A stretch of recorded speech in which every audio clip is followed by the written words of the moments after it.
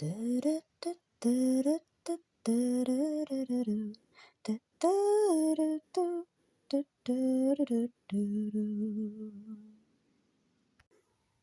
miteinander. Welcome back. We're now on to Chapter 4 of Beatrix Potter's The Fairy Caravan.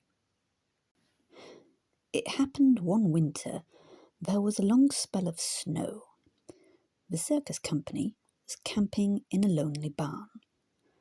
During real hard weather, they usually preferred accessible places, near farms and villages, but this snowstorm had caught them unexpectedly.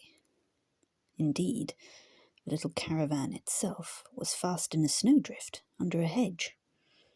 The tilt cart had been dragged up to the barn, and the baggage had been carried inside.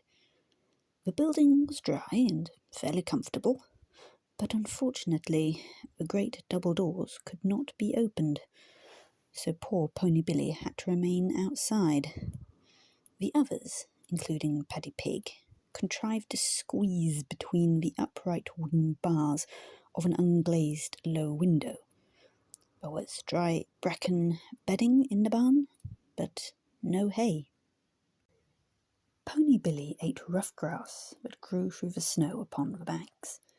He even did some digging with his forefeet, like the sheep, but when the snow continued day after day, it became necessary for him and Sandy to go foraging.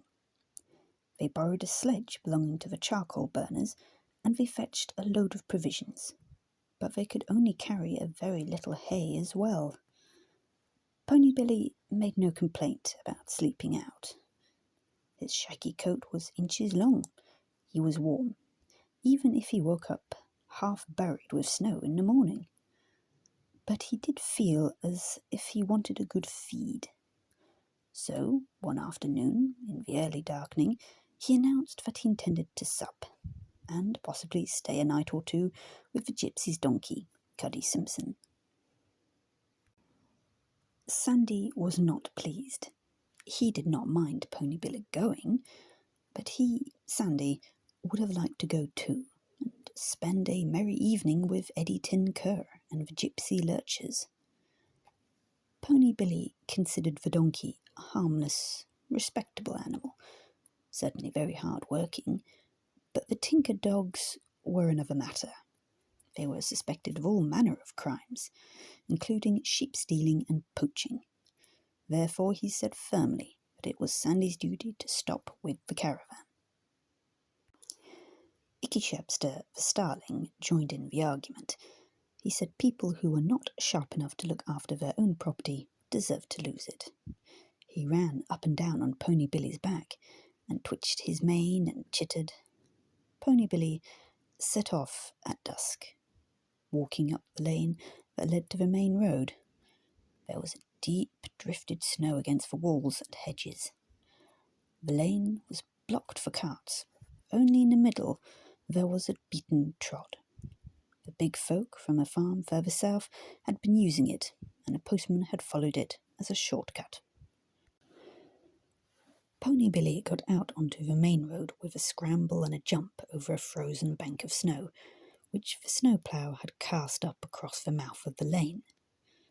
Where the plough had travelled, the road was scraped and smoother and slippery. Pony Billy walked fast without trying to trot. He picked up his neat little feet. The snow was too dry to pull on his hooves. The night was dark, but there was a ground light from the snow. He walked forwards up the hill. Voices came towards him on the road. Pony Billy was not concerned. The big folk could not see him. He had complete confidence in the fern seeds which he carried. He was accustomed to walk and trot invisible. But he had not reckoned with the mischief-making of Icky Shepster. He thought that his precious packet was safely plaited into his mane, instead of which it had been stolen and hidden by the starling in the mouse hole in the barn. Two tall figures approached out of the darkness to meet him. Pony Billy came on, as bold. He knew that his shoes would not clink in the snow. He believed himself to be invisible, and there was plenty of room to pass. even when he recognised that the patrollers were two very large policemen. Pony Billy still advanced. The large policeman halted. "What's this, Constable Crabtree?" Then at length Pony Billy stopped too. He stood motionless, puzzled. "It looks to me to be a large hairy black pig, Sergeant." Pony Billy was considerably startled, but he still stood his ground. Constable Crabtree flashed a bull's-eye lantern upon him. "It's a pony, no bigger than a big dog," said the sergeant. Without warning, the constable sprang at the amazed Pony William and seized him by the forelock. Pony Billy boxed desperately, but he was overpowered by the two large policemen. And alas, the sergeant in his overcoat pocket carried a piece of strong cord, which they twisted into a rough halter. Pony Billy threw himself down. He rolled, he kicked, he tried to bite, but all in vain. They forced him along, and the more he jibed, the more those large policemen laughed. "Whoa, Pony, whoa there, here's a spirited little nag. Do you recognise him, Constable Crabtree?" "I do not, Sergeant, not Bush. There is a Galloway at Hilltop Farm, but it's a taller. Matter of fact, it's a little mare, that one. They call it Mabel. Is he the pony from Swiss Cottage?" "No, he is not, Sergeant. That one is a fell pony. He has nicked ears, same as the Herdwick sheep, under a key bit near the cropped far." "Well, well, well. Put him in the pound. Give him a bit of hay. We can advertise him in next week's Gazette." Pony Billy felt that things were getting extremely serious. It was so unfortunately dark. There were no other animals out upon the roads, nobody to carry news of his predicament to Sandy. It was serious. The pound, or pinfold, was a round enclosure with a high circular wall built of cobblestones. After thoughtfully providing an armful of hay, Constable Crabtree locked up Pony Billy and left him. The oak door was ancient but strong. It was padlocked. The key hung upon a nail at the police station. Pony Billy had a satisfying meal at last. Next day, he tramped many, many miles round and round inside the pinfold wall. The constable looked in with another supply of hay and remarked that it was funny that nobody claimed him. Pony Billy ate as much hay as he could manage to tuck in. Then he resumed his tramping round and round upon the dirty snow in the pinfold. He neighed loudly and repeatedly. Nobody answered. The walls were very high. Not the tallest Clydesdale horse could have looked over the top of those cobblestones. No living thing did he see till the second afternoon, when a small flock of starlings flew over. They wheeled round in the air, after the manner of starlings, and one bird flew back and alighted on the wall. It was Icky Shepster. He ran along the top of the wall and sputtered and chittered with laughter. Pony Billy ate hay and pretended not to see him. Then, just as Icky Shepster spread his wings to rejoin the flight of starlings, Pony William remarked that he wished to see Sandy on particular business. "Is that so?" said Icky Shepster. Pony Billy was left in uncomfortable doubt whether the message would be delivered or not. In the meantime, Sandy had no suspicion but that Pony Billy was safe with the gypsy's donkey, who spent the worst of the winter eating mouldy hay and tade pipes in an open-fronted shed on the marshes. It was a most unpleasant surprise when Icky Shepster flew in with the news that Billy was fast in the pound. "Whose doing is that, I wonder?"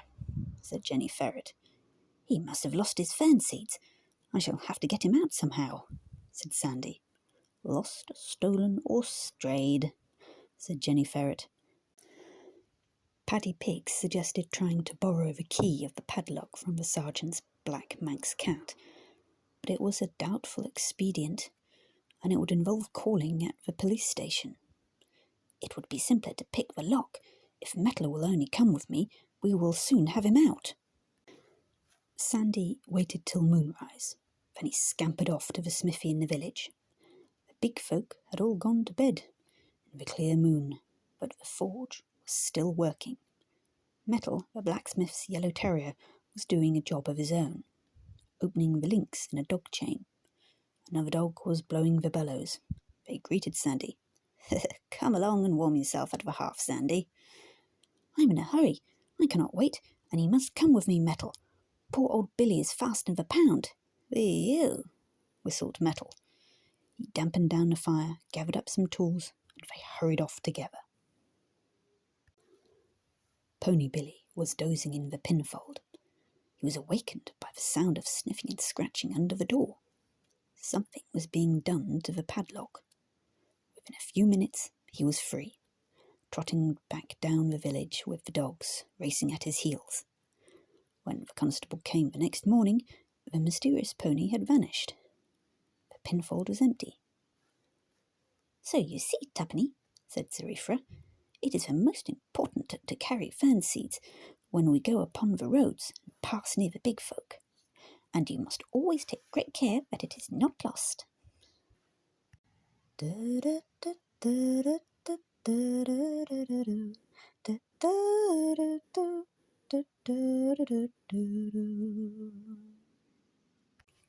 Danke. Thank you for coming today. Hopefully we'll get the next chapter out next week. See you then. Auf Wiedersehen.